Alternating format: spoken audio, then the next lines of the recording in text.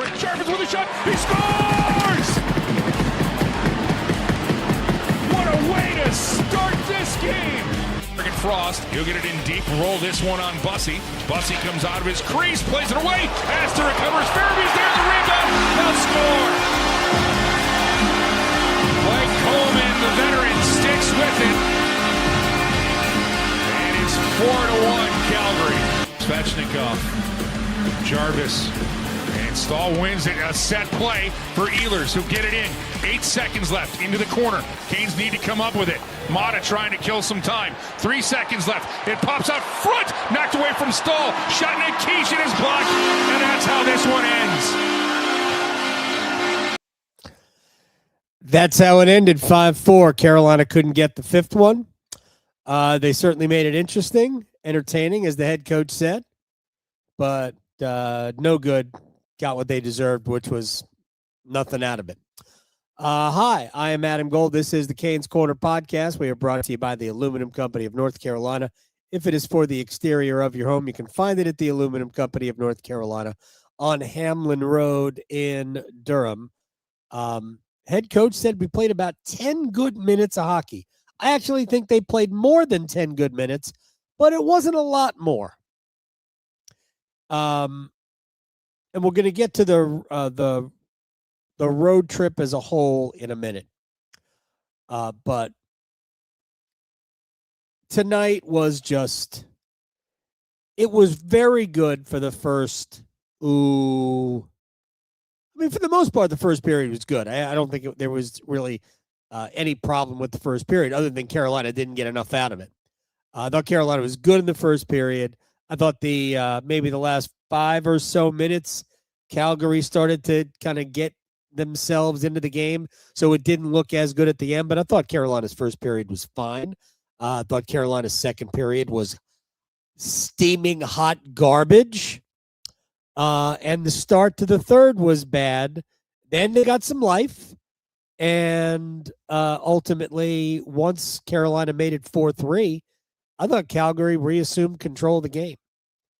And you don't see a lot. You don't see Carolina get essentially beaten a lot.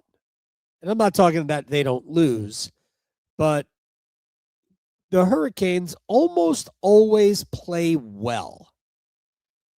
And sometimes you just don't get the goal. Carolina doesn't have elite goal scoring. They score a lot of goals without elite goal scoring.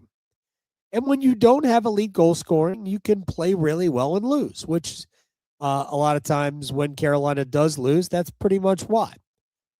Tonight was not one of those days. The Hurricanes did not play well. Again, the first period was good. There was about, I'd say, 6 or so minutes of the third period where Carolina was good, and they're suddenly back in the game. But once they made it 4-3, I thought the Flames kind of just jumped back in the driver's seat and kind of pulled away. All right, so let me go through a couple of things. And we're not going to be here super long because, honestly, it's a Sunday morning, depending on where you are. So shout outs to all of you. But we're going to start with the most problematic thing I saw today in the game, obviously. And that is third start since the Olympic break, and third start that Brandon Bussi hasn't been very good. And I know, no bad goals, except the 2 he gave away. And I don't think he allowed bad goals in Vancouver. They won the game. I don't think he allowed bad goals against Tampa. And they won the game. And he wins a lot of games. Didn't win tonight, obviously. But it isn't about, did you win this game? It's about getting back to playing the way he was playing before the Olympic break. So, and he wasn't playing great at the end, but he was still pretty solid I don't think that's what has happened in the 3 starts since the Olympic break. Tonight, he and the team got what they deserved. They were second best. Against Vancouver, it could have gone either way, but they won the game. Against Tampa, I mean, neither team was good. They were both a mess. Hurricanes got out to the lead, blew it, got back even, won the game. The encouraging thing about the other 2 starts was that I thought Brandon Bussi was at his best in the third period of each. I thought Carolina's team was better in the third period tonight. And then when Bussi had the chance to make the save that you had to have to keep it a one-shot hockey game, he got antsy and he bit on the move. He committed before the shooter, and that was all Joel Farabee needed on the breakaway. Yeah, by the way, the play started with a turnover by Jackson Blake. It's part of the game that he needs to shore up. But ultimately, the Hurricanes were the second best team tonight. Again, got what they deserved, my opinion. All right, let's talk about Brandon Bussi, because it's not like, well, there's a couple of things running through my head at the same time. So I have bottlenecking issues here.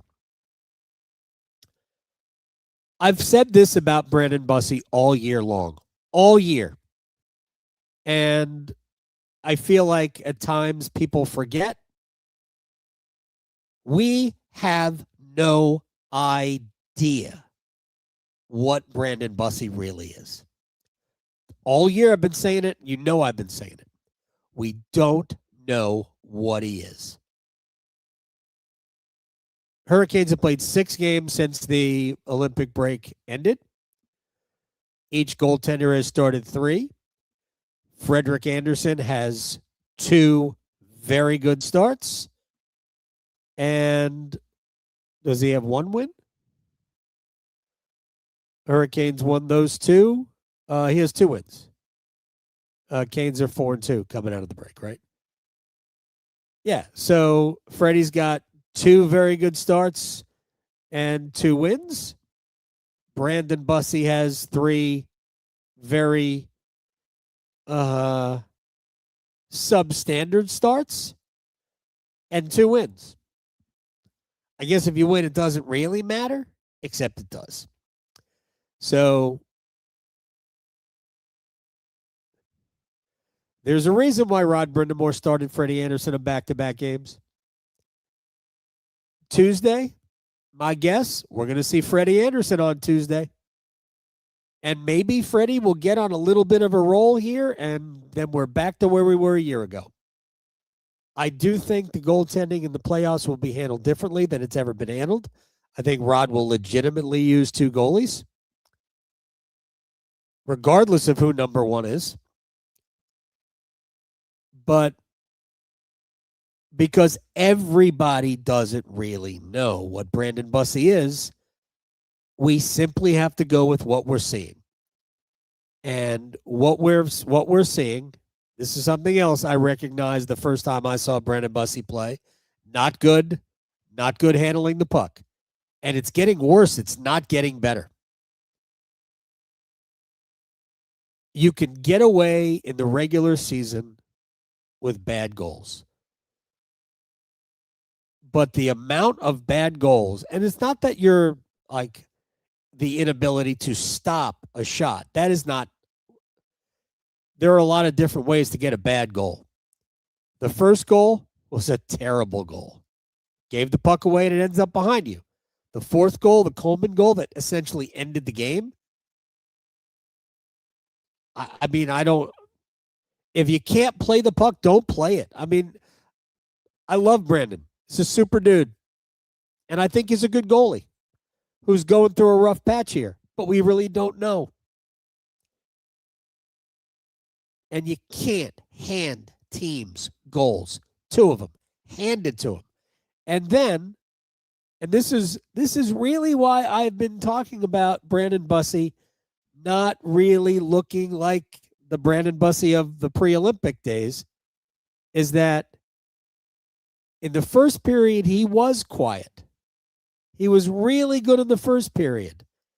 Then he gave the puck away, and it's sort of his positional discipline, we'll call it, kind of unraveled. And that's what he was the rest of the way. And Bussi, when he's playing well, doesn't bite on the Joel Farabee French page, all of the bells and whistles. He doesn't. But he did. And it was an easy finish for Joel Farabee to extend from 4-3 to 5-3, and that ended the game. We needed a Brandon Bussi save there. It's not a bad goal, right? Nobody's saying it's a bad goal. But we needed a Brandon Bussi save there and didn't get it. And I mean, it's just a loss, no big deal. Canes still have a big lead. They're still ahead of Tampa, still control your own fate in that regard. So that's good. But ultimately, Brandon Bussi right now doesn't look like the Brandon Bussi that we saw before the Olympics, and that's just absolutely freaking normal. It just is. We don't have to draw any illusions or any comparisons with anything else. It just, sometimes it's just different. And right now, it looks very different than it did a month ago. First 23 starts, Brandon Bussi allowed 4 or more goals twice. 23 starts. His last 7 starts, he's allowed 4 goals or more 4 times. So roughly 1/3 the number of starts and twice the amount of bad games. Again, problematic. But it's not problematic in that, well, now you can't go out and get another. I mean, they can't. We understand that. There's no way to improve from within. So it's Anderson or it's Bussi. I did advocate for trade deadline for going out and getting a usable third string goalie, because Carolina really doesn't have one now in the minor leagues. Caden Primo's played fine, but he ain't setting the world on fire. So it's Bussi or Freddie. That's the answer. It's Bussi or Freddie.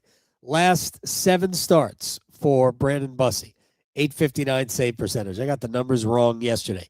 .859 save percentage the last 7 starts. He snaps a personal 9-game winning streak, his second 9-game winning streak of the season. I'll take another one if he wants to do it. And I would love to see him do it. I like Brandon. I want Brandon to be the guy. But of late, Frederik Andersen has played better. And at some point, Roger's going to go, whoever gives me the best chance to win tonight. And right now, that answer is probably Frederik Andersen. You can hate it all you want. I can hate it all I want. That's what it looks like to me. Freddie Andersen right now is the better goalie. In a week, it could flip the other way. Probably will, to be honest. All right, so that's Bussi in a nutshell. All right, the road trip. This is my characterization of the 4 games. They ate Twinkies in Seattle, meaning that this was an empty calories road trip, or at least the stop in Seattle. I get the travel, all of that. Carolina had enough energy to win that game. Rod Brindamore said he liked the game. Yeah, there were a lot of elements to like, except that you never made life difficult on Joey Daccord at any point. There was not enough or really any usable traffic in front of the netminder. A lot of times, the seas parted so he could see. So, I mean, we could pretend that it was good soccer, but soccer. We could pretend that it was good, but it wasn't. A lot of shots, a lot of possession. Didn't give up anything, and that's always the way the head coach looks at it. They really didn't allow anything except they allowed the 2 goals. So, and both of those goals were avoidable. Mistakes by Nikishin on both. It's not just his fault. Frederik Andersen certainly should have stopped one of the 2 because both are borderline goals anyway. So you got to stop at least one of those, and he didn't stop any. And that's how the road trip started. Kind of squandering. They should have gotten something out of the game against the Kraken, but they got nothing. Then we go to Vancouver, sloppy, but a win. I'd rather, make a whole bunch of mistakes and win than play a perfect game and lose, to be honest. But that's basically what happened. Sloppy, but effective, and they got a win in Vancouver. Yesterday's game was, I would put it up there with games that Carolina has played over the course of the season. To me, you dominated, really dominated. Definitely the best player in the world and probably the 2 best players in the world. Dominated them. So that's great. And it brought us to tonight, in which case, just not good enough. Occasionally good, but for the most part, no good. And that is something that, to me, those opinions are a lot closer to fact, because I don't even know how you would see it any other way. They needed to do better. This road trip, if you end it on a win and you go 3-1, you can go, yeah, man, we won our last 3. Probably should have won the first one, but we didn't. Blah blah blah. You can justify it, but to bookend this trip with disappointing losses, that sucks. That's a wasted opportunity. Because to be perfectly honest, if you told me the Hurricanes were going to beat the Edmonton Oilers on this trip, I would have said, pretty good chance to go 4-0. So 2-2 feels like a little bit of a loss. Feels like at least a -3 to me in terms of points in the standings, in case you needed to know that. All right, final thing for us. This is the race. These are the races, and honestly, maybe it's the hour, but I got no time for, this is why we suck. I have no time for that. None. So I'll leave it alone. Metropolitan Division. Carolina's got a 9-point lead on the Islanders and a game in hand on New York. They have a 10-point lead on Pittsburgh. Pittsburgh has a game in hand. 86, 77, 76. Those are the point totals. In the Eastern Conference, Carolina, 86 points, 19 games left. Tampa, 82 points, 21 games left. So if Tampa were to win those 2 games in reserve that haven't been played yet, if Tampa were to win them, we'd be talking about dead even, which makes a week from tonight in Tampa pretty big. Final of the season series a week from tonight in Tampa after the Hurricanes play the Penguins and Blues midweek, Tuesday and Thursday respectively. So you got Carolina 86, Tampa 82, but with 2 games in hand, and Buffalo on 82 points also with just 19 games left. So no advantage for Buffalo or Carolina over the other. That's the Metro. That's the East. If you're interested, the wild card 2 standings. Boston right now is in wild card 2 position with 75 points, 20 games remaining. Columbus is 2 back, also 20 games remaining. Ottawa is a further 2 back, so 71 points for Ottawa. They've got 20 games left. All 3 of these teams have 20 games left. Boston at 75 points, Columbus at 73, and Ottawa at 71. Those are the races right now. Right, if the playoffs ended today, it would be Carolina, Boston, Islanders, Pittsburgh. First teams would be the home teams in the Metro side of the bracket. In the Atlantic side of the bracket, Lightning hosting the Red Wings. Fun for Steve Yzerman. And the Sabres and the Canadiens would be the other matchup. So there's a lot of big teams missing, aren't there? No Rangers, no Devils, no Panthers, no Capitals, no Blue Jays, no Maple Leafs. How many of those teams were playoff teams last year? Florida, Toronto. I'm drawing a blank on all the teams that missed. But we got a whole bunch of new teams in the playoffs, man. And I think it's fun. Should be a blast. Playoffs will be great. Carolina will be a part of it. We're not there officially yet, but those are your races. Carolina's still in great shape with the Metro, still in good shape overall, and you don't have to worry about the wild card 2 race. But it is interesting, and right now, you're interested because wild card 2 is the Hurricanes matchup as we sit here right now. And that'll do it. We're brought to you by the Aluminum Company of North Carolina. If it is for the exterior of your home, you can find it at the Aluminum Company of North Carolina on Hamlin Road in Durham. No place like it. Sammy Hannon and his crew do a great job. You should check them out. I thank everybody for joining us here on the Canes Corner podcast after dark.